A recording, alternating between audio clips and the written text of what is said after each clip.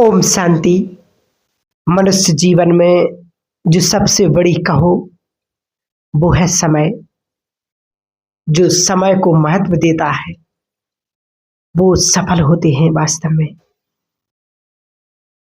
बाबा तो बहुत दिन से कह रहे हैं कि जो समय को नष्ट करते हैं समय समय पर उन्हें नष्ट कर देता है। जब टाइम आता है कुछ करने का तो समय उनको साथ नहीं देता है, क्योंकि उन्होंने समय का सच्चा साथ नहीं लिया तो समय समय पर समय उसको साथ छोड़ देता है। कितने लोग सुनाते भी हैं कि एग्जाम की पूरी तैयारी सब कुछ पढ़ लिया और हॉल में बैठते ही नर्वस हो जाते हैं, कुछ का कुछ टिक लगा दिया, किसी ने किसी पर आधी गड़बड़ हो गई। ये समय ने समय पर धोखा दे दिया। तो समय को महत्व देना, उसमें भी संगम युग का समय सब जानते हैं। संगम पर हमें क्या मिला? पहले स्वयं भगवान मिला, जो कल्पनाओं में भी नहीं है। सबसे बड़ा खजाना, सबसे बड़ी प्राप्ति मिल ही नहीं गए। हम सब ने तो सिर्फ भक्ति में कहा था कि भगवान कि सिर्फ तुम्हें एक बार देख लें, लेकिन वो तो हमारे प्रेम को स्वीकार कर हमारे जीवन में हमारे साथी बन गई। उन्होंने अपनापन हमें दे दिया। ये तो हमने कभी सोचा ही नहीं था। तो सबसे बड़ी प्राप्ति संगम युग पर हमें मिली है। इस संगम युग को तो कोई तो जानता ही नहीं है, न संसार में कोई जानता, न कोई वेदों में है। भगवान आएगा, भाग्य निर्माता का विधि बताएगा और अगले कल्प का हम भाग्य निर्माण कर सकते हैं। अब वास्तव में सुंदर समय हमारे सामने है, सभी चिंतन करेंगे।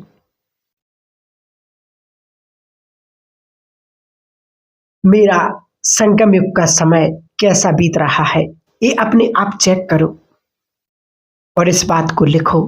व्यर्थ में या भाग्य बनाने में, भगवान के साथ या मोबाइल के साथ।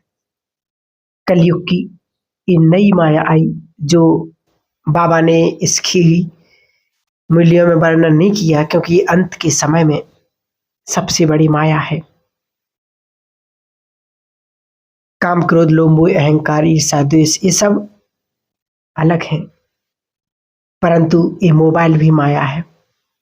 सबके जेब में आ जाएगी, ये किसी को भी अंदाज नहीं था।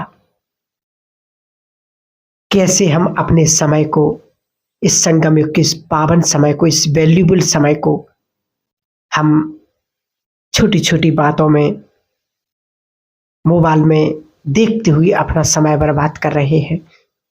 वास्तव में यही समय आने वाले समय में हमें चेतावनी देगा और हमारा साथ छोड़ देगा। इसलिए समय रहते समय को भांप कर, समय को पहचान कर स्वयं को वो पुरुषार्थ करना है जो बाबा हम सभी, बाबा श्रेष्ठ ब्राह्मण बच्चों से, तीव्र पुरुषार्थी बच्चों से यही चाहता है कि मेरे बच्चे सभी महाराजा और महारानी बन जाएं। तो हमें अपने आप से पूछना है कि हम समय को कैसा बिता रहे हैं। और जो बहुत अच्छा करना चाहते हैं, संपूर्ण बनना चाहते हैं, बहुत अच्छा, एक ही बार ये अवसर मिला भगवान से सब कुछ प्राप्त करने का। ये अवसर यदि बीत गया, शरीर छूट गया या ज्ञान छूट गया तो गए, दोबारा ये मौका नहीं मिलेगा। इसलिए चिंतन करें, संगम युग की रहे हुए समय को हम कैसा बिताना चाहते हैं, ईश्वरीय सुखों में या परेशानियों में, भगवान के साथ रहते हुए या चिंताओं में। बहुत सुंदर है ये चीजें ज्ञान की। गीत है ना, सब सौंप दो प्यारे पिता को। ये बहुत बड़ी कला है। सब कुछ उसे सौंप करके, अर्पित करके, बहुत बड़ी विवेकशीलता है, समर्पण भाव। और इसका सीधा सा एक लाइन में अर्थ है कि संपन्न करके, निश्चिंत होकर के यदि नहीं होगी तो समर्पण करना हमें आता ना हो। सब कुछ सर्वशक्तिमान के हाथ में सौंप दिया हो, भगवान के हाथ में सौंप दिया हो, उस पर विश्वास है या नहीं? यदि विश्वास है तो फिर चिंता क्यों? तो हम सभी जरूर सौंपेंगे उस परमात्मा को अपनी सारी चिंताओं को, बोझ को, सब कुछ सौंप कर हल्के हो जाएंगे। क्योंकि ये समय है परमात्मा को अपना साथी बनाने का, उसको दोस्त बनाने का, उसको सब कुछ सौंपने का। इसलिए अपने आप को श्रेष्ठ स्मृतियों में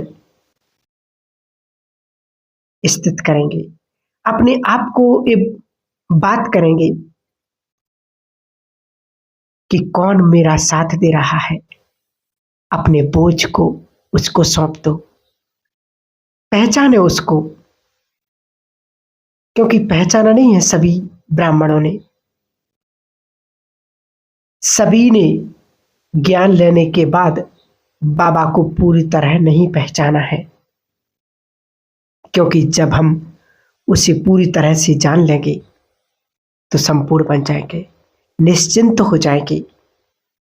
उसने कह दिया, जब भी मुश्किलात आए तो क्या है इसके आगे, तुम चिंता मत करो, मैं बैठा हूं। जब भी मुश्किलात आए तो दिल से कहना कि मेरे बाबा, मेरे मीठे बाबा, आ जाओ और मेरी मदद करो। जैसे अपनों को कहा जाता नहीं कि अधिकार से, अपनेपन से कि आ जाओ हमारी मदद करो, तो इस प्रकार से हम बाबा से कहेंगे। लेकिन अपने बहुत मदद करते हैं, ऐसे ही अपने दिल से, अपनापन से बाबा को बुलाएंगे तो वो भगवान हाजिर होगा और हमारी मदद करेगा। इसलिए जो बात ये याद रखेंगे उसका बेड़ा पार हो जाएगा। जिनकी स्थिति होगी, पानी खूब आएगा। बाबा ने कहा ऐसा समय आ रहा है। क्योंकि हमें ये आदत जरूर डालनी है उसको बुलाने की। क्योंकि उसको बुलाने की, उससे मिलन मिलाने की, उससे बातें करने की जब ये आदत हमारी हो जाएगी तो आने वाले समय में बहुत मदद करेगी। क्योंकि आने वाला समय, क्योंकि बाबा ने कहा है, जैसे कोरोना काल का किसी को पता था कि ऐसा समय आएगा, सब कुछ लॉक हो जाएगा, सबके मुंह बंद, घरों में बंद, बीमार हो गए तो हॉस्पिटल में मिलने नहीं जाने देते, मृत्यु हो गई तो किसी को देख नहीं सकते, अंतिम संस्कार नहीं करेंगे। ये कभी सोचा था? कैसा समय आया, बीत गया। लेकिन समय को तो हम जानते हैं, ना जाने कैसी कैसी परिस्थिति दिखाएगा। क्योंकि अब तो अभी बहुत खेल बाकी है, हर साल नए नए खेल आएंगे। एक छोटी सी बात याद रखिए, कर्फ्यू लग जाएंगे बड़े बड़े। एक कर्फ्यू तो अभी कुछ भी नहीं है, घर से बाहर नहीं निकल सकते, कोई सब्जी ला करके नहीं दे सकता, दूध नहीं आएगा, घर में आटा खत्म हो गया तो क्या करें? ये सब होगा। और जिनकी स्थिति अच्छी नहीं होगी और उनका आटा उसी दिन खत्म होगा जिस दिन कर्फ्यू लगने वाला है। और जिनकी स्थिति अच्छी होगी वो उस दिन आटा ले आएंगे, फिर कर्फ्यू लगेगा। ये स्थिति का चमत्कार देखते रहेंगे। इस समय बहुत जल्दी आने वाला है। जिनकी स्थिति अच्छी होगी पानी खूब आएगा, और नहीं होगी, और जो नहाने जाएंगे पानी नहीं होगा। ये खेल चलेगा ऐसे में।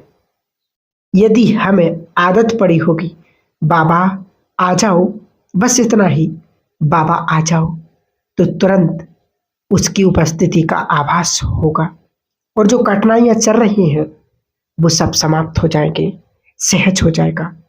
आपके पास साधन नहीं है, अनाउंस हो जाएगा, 1 घंटे में के लिए कर्फ्यू में ढील दी गई है, जो जिसको खरीदना चाहे वो खरीद लो। ये अलौकिक पावर, स्पिरिचुअल पावर, जो हमारा रूहानी बल है, इसका प्रभाव सभी को सामने देखेंगे। बाबा को अपने घरों में, अपने पास, अपनी दुकान में, ऑफिस में बुलाने का अभ्यास डालें। सभी आपके सब काम सहज होने लगेंगे। ये अनुभव करना है, रोज करके देखना है। कहीं भी कठिनाई हो, बाबा को बुलाया और थोड़ी देर में कठिनाइयां सरल हो जाएंगी, सब अनुभव करेंगे। इस सब के लिए अनुभव करना है। बड़ी से बड़ी कठिनाइयां, आप कहीं फंस गए हैं, घर नहीं जा सकते, ऐसा बहुत बार हुआ है और होगा। उधर के उधर रह गए और इधर के इधर रह गए, पहुंच नहीं सकते। ऐसी बाढ़ आई या तूफान आया या ऐसा हुआ है, सारा ठप हो गया। ऐसे में बाबा को बुलाने से कई तरह के अच्छे अनुभव होंगे। तो माता जो घरों में रहती हैं वो 5 बार बाबा को आह्वान जरूर करें अपने घर में। भाई लोग भी सभी अलग अलग समय में, जब आप घर से बाहर निकल रहे हैं तो आप बाबा को बुला लो, आ जाओ। ऑफिस में बैठी हैं, एक बार बाबा को बुलाओ। कोई बात समझ में नहीं आ रही, भारी टेंशन में है, क्या करें, दुविधा चल रही है, तो 2 मिनट चित्त को शांत करके बाबा का आह्वान करो। उनके वाइब्रेशंस को अनुभव करेंगे, ये दिखाई देगा। ये अनुभव करना है, क्योंकि बाबा के आने से क्या क्या होता है। और बुलाएंगे कैसे? अपने अपने घरों में दिल से। और कैसे बुलाएंगे? अपनी बुद्धि को 1 सेकंड में परम धाम ले चले, स्थिर कर दें उस ज्ञान सूर्य पर और देखें ये वही है जिन्हें हम बुलाना चाहते हैं। और निमंत्रण दें कि हे प्राणेश्वर, हमारे घर पर आ जाओ। और बाबा अपना धाम छोड़ करके ब्रह्मा तन में प्रवेश कर मेरे घर पर आ गए, मुझे शक्तियां, वरदान दे रहे हैं और मेरे घर को चार्ज कर रहे हैं। मेरे घर में सुख शांति सब कुछ आने लगा है। इस प्रकार से 2 मिनट, 1 मिनट में हम बाबा को आह्वान करें, बुलाएं और देखें कि भगवान हमारा प्यार भरा निमंत्रण सुनकर कि मेरे सम्मुख आ गए। तो हम 2-3 चीजें अपने जीवन में, अपने मन में ख्याल रखेंगे, क्योंकि वर्तमान समय भी बहुत सुख भरा बीतेगा और परिवर्तन का काल भी है। सबको मदद करते हुए बीतेगा, मदद मांगते हुए नहीं, मदद करते हुए बिताना है। एक थोड़ी सी बात आप याद रखें, जब परिवर्तन का काल होगा, ये केवल विनाश और परिवर्तन का काल नहीं है, ये जय जयकार का भी काल है। 18 जनवरी की मुरली में बाबा ने कहा है कि अंत में तुम्हारा स्वरूप क्या दिखाई देगा? सिर पर लाइट का ताज, अंग अंग से लाइट, आंखों से मस्तक से किरणें शक्तियों की, ये दिखाई देगा। ये बाबा ने मुरली में कहा है। जिन्होंने बहुत अभ्यास कर लिया, मैं इष्ट देवी हूं, वो लोगों को इष्ट देवी दिखाई देंगी, जहां तहां इष्ट देवी दिखाई देगी। लेकिन बाबा के यज्ञ में बाबा की महान आत्माएं, श्रेष्ठ तपस्वी बहनें और भाई बहुत हैं। महान आत्माएं जो यज्ञ के पिलर हैं, जो बहुत अच्छी साधना कर रहे हैं।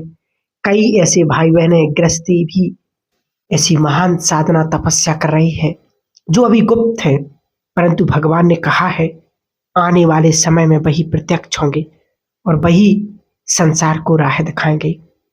उन्हीं से परमात्मा की प्रत्यक्षता होगी। तो ऐसे तपस्वी हमारे भाई, हमारी दीदियां, हमारी कई गृहस्थी माताएं बहनें ऐसी हैं जो महान तपस्या कर रही हैं। बाबा ने कहा अंत में जो इष्ट देवी का संकल्प का अभ्यास करते हैं तो कहीं यहाँ कहीं वहां, कहीं वहां तो कहीं वहां दिखाई देगी। ये भी अंत में पाठ चलेगा। दूसरा, अपने मस्तक में चमकती हुई आत्मा इतनी क्लियर दिखाई देगी और लोग कहने लगेंगे कि सबके अंदर भगवान की शक्ति विद्यमान रहने लगी है। और सर्वव्यापी का जो बाबा ने कहा कि सर्वव्यापी कहा, वो पाठ यहीं से शुरू फिर हो जाएगा, क्योंकि सारा खेल संगम युग का है। तो उसके लिए भी हम सब देखेंगे, सबके मस्तक में चमकती हुई मणि दिखाई देगी। बहुत माताओं बहनों को अनुभव होगा। सब कुछ लोग लूटने के लिए आएंगे, गंदी दृष्टि से आएंगे और आपके नैनों से लाइट दिखाई देगी और वे या तो भाग जाएंगे या समर्पित कर देंगे, जो धन लूट करके लेकर के आए कि आपको देवी ये समर्पित है। ये सीन होंगे। आकाश में अनेक जगह फरिश्ते दिखाई देंगे तो जय जयकार होगी चारों तरफ। ये सीन संगम के अंत में बहुत ज्यादा होंगे और 2026 से ये खेल शुरू हो जाएगा। जो बाबा की मूल्य को जिसने ध्यान से सुना होगा कि सारे मंदिर शास्त्र आपने ही बनाए हैं। बाबा ने कहा संगम युग पर जिसने भी जितने ध्यान से, जितने अपने चित्त में समा करके ज्ञान सुना है, क्योंकि ज्ञान तो उन्हीं के पास है, क्योंकि ये ज्ञान और किसी के पास तो आया कहां से। जिन्होंने संगम युग पर ज्ञान लिया और उनके मन में समा गया और द्वापर युग से उन्हीं ने वही इमर्ज किया। तो कितना बड़ा राज है